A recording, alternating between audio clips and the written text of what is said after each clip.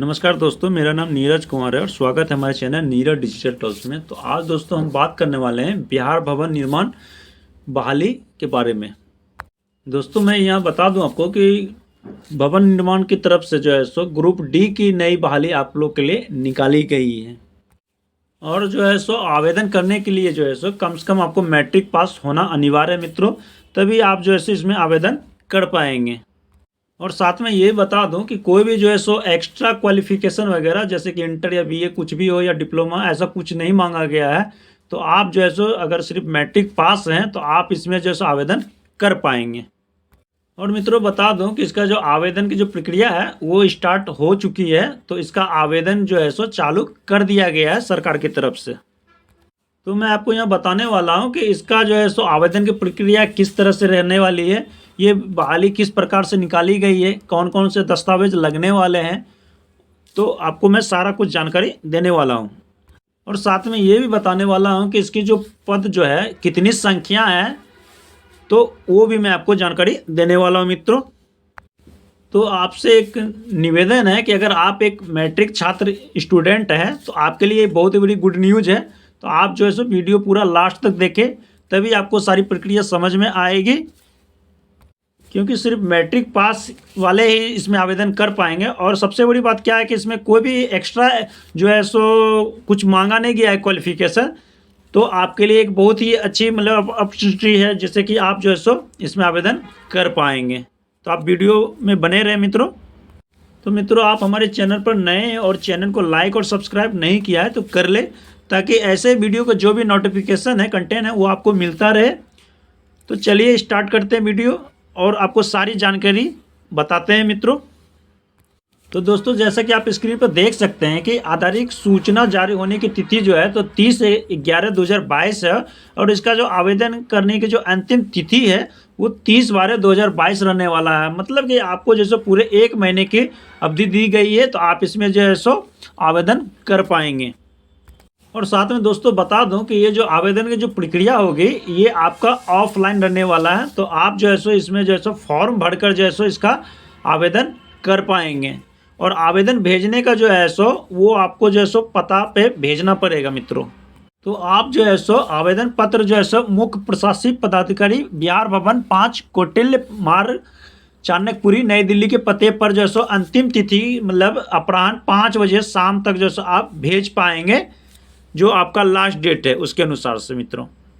तो मित्रों जैसा कि आप स्क्रीन पर देख सकते हैं, आपको जो है सो नोटिफिकेशन के जरिए बताने वाला हूं कि इसका जो है सो क्या मतलब कि प्रावधान रहने वाला है। तो जैसा कि आप देख सकते हैं विज्ञापन सूचना ये जो है सो बिहार सरकार की तरफ से निकाली गई है। तो आप देख सकते हैं कि रिक्त पदों की संख्या जो है 32 जो है सो पूरा रहने वाला है। मतलब टोटल जो है सो आपका पद की संख्या 32 रहने वाला है, जिसमें कि अनुसूचित जाति वर्ग के पुरुष के लिए 4 पद है, अनुसूचित जाति महिलाएं के लिए 2 पद है, पिछड़ा वर्ग की महिलाएं जो होंगी उनके लिए 1 पद है, पिछड़ा वर्ग के पुरुष जो होंगे उनके लिए 3 पद है, अनारक्षित वर्ग के पुरुष जो हैं उनके लिए 15 पद है, और अनारक्षित वर्ग की महिलाएं जो हैं उनके लिए 4 पद है। साथ में आर्थिक रूप से जो कमजोर वर्ग के पुरुष हैं उनके लिए 2 पद, और आर्थिक रूप से कमजोर वर्ग की महिलाएं जो हैं उनके लिए 1 पद जो है सो रह गया है। तो टोटल यहाँ पे आपको 32 पद है।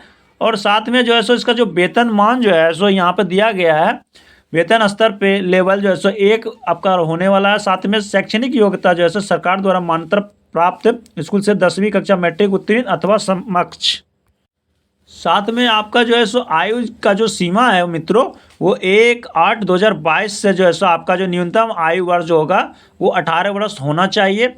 और अनारक्षित वर्ग पुरुष अधिकतम जो है 37 वर्ष, अनारक्षित वर्ग महिलाएं अधिकतम 40 वर्ष, और पिछड़ा वर्ग जो होंगे अधिकतम 40 वर्ष, और अनुसूचित जाति अनुसूचित जनजाति अधिकतम 42 वर्ष उनका होना चाहिए। तो यहाँ ये चीज़ क्लियर है मित्रों। साथ में उम्मीदवारों की न्यूनतम आयु जो 18 वर्ष और अधिकतम आयु वही होगी जैसा कि राज्य सरकार सामान्य प्रशासन विभाग द्वारा समय समय पर अवधारित की जाए। परंतु सामान्य प्रशासन विभाग बिहार सरकार के संकल्प संख्या 8025 दिनांक 21/5/2013 के आधार पर बिहार भवन एवं संलग्न कार्यालय में कम से कम 5 वर्ष तक संविदा के आधार पर कार्यरत कर्मियों को नियमित पद पर नियुक्ति हेतु ओवरेज होने की स्थिति में पूर्व से संपादित कार्य अवधि के समतुल्य छूट अधिकतम उम्र सीमा में अनुमान होगी। तो यहाँ ये चीज़ भी क्लियर कर दिया गया है मित्रों।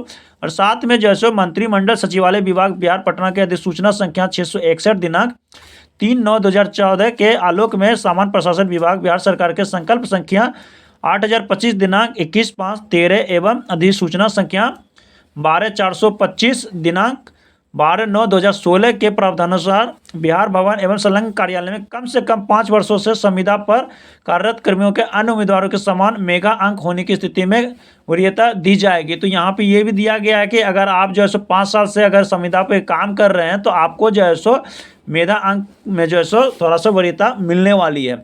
साथ में उम्मीदवारों के स्वस्थ होना एवं साइकिल चलाने का ज्ञान होना आवश्यक है। तो यहाँ पे ये भी है कि आपको स्वस्थ होना चाहिए और साथ में जो साइकिल चलाने के लिए आपको आनी चाहिए। साथ में महिला उम्मीदवार के मामले में साइकिल चलाने के ज्ञान से छूट रहेगी। तो जो महिला होंगे अगर वो आप साइकिल नहीं भी चलाने जानती है तो भी कोई दिक्कत नहीं है। साथ में आवेदन पत्र के साथ जन्म तिथि, शैक्षणिक योग्यता, जाति प्रमाण पत्र, आवास प्रमाण पत्र आदि की अभिप्रमाणित प्रतियों के साथ पासपोर्ट साइज का फोटोग्राफ एवं 100 पता लिफाफा 32 रुपया पोस्टल टिकट के साथ संलग्न करना आवश्यक है।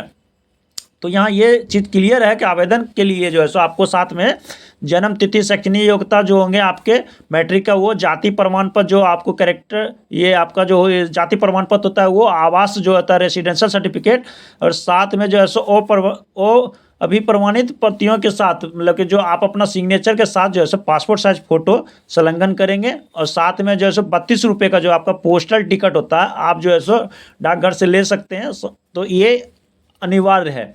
साथ में आवेदन पत्र मुख्य प्रशासनिक पदाधिकारी बिहार भवन 5 कौटिल्य मार्ग, चाणक्यपुरी, नई दिल्ली के पते पर आपको भेजना है। मतलब 30/12/2022 के अपराह्न 5 बजे तक निश्चित रूप से प्राप्त हो जाना चाहिए। मतलब कि आपको इस तरह से भेज देना है जो कि 30 दिसंबर तक जो है सो आपको जो है सो वहाँ पे पहुँच जाना चाहिए, लास्ट 5 बजे शाम तक। उसके बाद में जो है सो अमान्य माना जाएगा।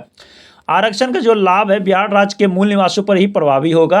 तो आरक्षण का जो लाभ मिलने वाला है वो जो राज्य मतलब बिहार राज्य के जो ही अस्थायी निवासी होंगे उनके लिए ही ये मान्य होगा, अदरवाइज किसी और स्टेट के लिए नहीं होगा।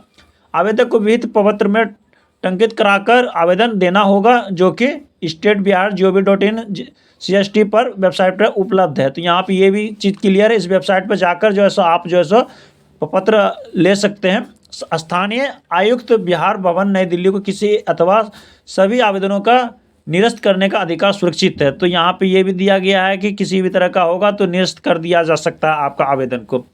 तो यहाँ पे ये चीज़ क्लियर कर दिया गया कि मंत्रिमंडल सचिवालय विभाग के अधिसूचना संख्या 661 दिनांक 3/9/2014 के द्वारा प्रदत्त नियमावली बिहार भवन नई दिल्ली समूह समग्र भर्ती प्रोन्नति एवं सेवा शर्त नियमावली 2014 के आलोक में न्यूनतम अर्हता पूर्ण करने पर बिहार भवन एवं संलग्न कार्यालय से कम 5 वर्ष तक लगातार संविदा के आधार पर कार्य अनुभव प्राप्त कराते कर्मियों को बिहार भवन में नियुक्ति हेतु आरक्षण कोटिवार पैनल में प्राथमिकता दी जा सकेगी। तो यहाँ ये चीज़ भी क्लियर है। पहले भी मैंने बताया और ये भी बताया कि अगर वो 5 साल से लगातार संविदा के आधार पे अगर वहाँ पे काम कर रहे हैं, उनको अनुभव है, तो उनको जो यहाँ पे बहुत कुछ छूट देने वाली है और उनको पहला प्राथमिकता दी जाएगी। तो यहाँ ये चीज़ क्लियर कर दिया गया। और साथ में आप देख सकते हैं कि विहित प्रपत्र बिहार भवन वर्ग घ में नियुक्ति हेतु आवेदन। तो यहाँ पे ये जो है फॉर्म को आप लोग को अप्लाई करना है। जैसे नाम है आपका, पिता का नाम, अस्थायी पता, वर्तमान पता, मोबाइल नंबर आपको अंकित करना है, या पासपोर्ट साइज कर देना आपको सिग्नेचर के साथ, जन्म तिथि, राष्ट्रीयता, जाति, और इस तरह से जो है आपको सब कुछ जो है क्रम संख्या, शैक्षणिक योग्यता जो है, बोर्ड यूनिवर्सिटी किस यूनिवर्सिटी से आप किए हुए हैं, साथ में कितना आपका प्रतिशत है, उत्तीर्णता क्या है, सेकेंड, फर्स्ट, थर्ड, उस तरह से डाल के आपको सारा कुछ करके उसके बाद यहाँ पे दिनांक स्थान देकर आवेदक का हस्ताक्षर करके आपको जो है सो इस पते में ही भेजना है। तो ऐसा करने से ही आपका आवेदन हो पाएगा। यहाँ स्पष्ट कर दिया गया कि जो बिहार के होंगे उनको ही आरक्षण का फायदा मिलने वाला है। और साथ में मित्रों जो है सो जो आप जो आवेदन करेंगे तो उस लिफाफे पे जो है सो आपको जो है सो हाथ से नहीं लिखना है, उस पर टाइप कराकर जो है सो आपको एड्रेस लिखकर तभी जो है सो आवेदन करना है, आपको भेजना है। तो इस चीज़ को आप ध्यान रखें। आशा करता हूँ कि वीडियो आपको बहुत ही ज़्यादा पसंद आएगा। अगर वीडियो ज़्यादा पसंद आए तो आप शेयर कर दें ताकि और भी लोगों तक ये मैसेज पहुँच पाए। तब तक के लिए नमस्कार।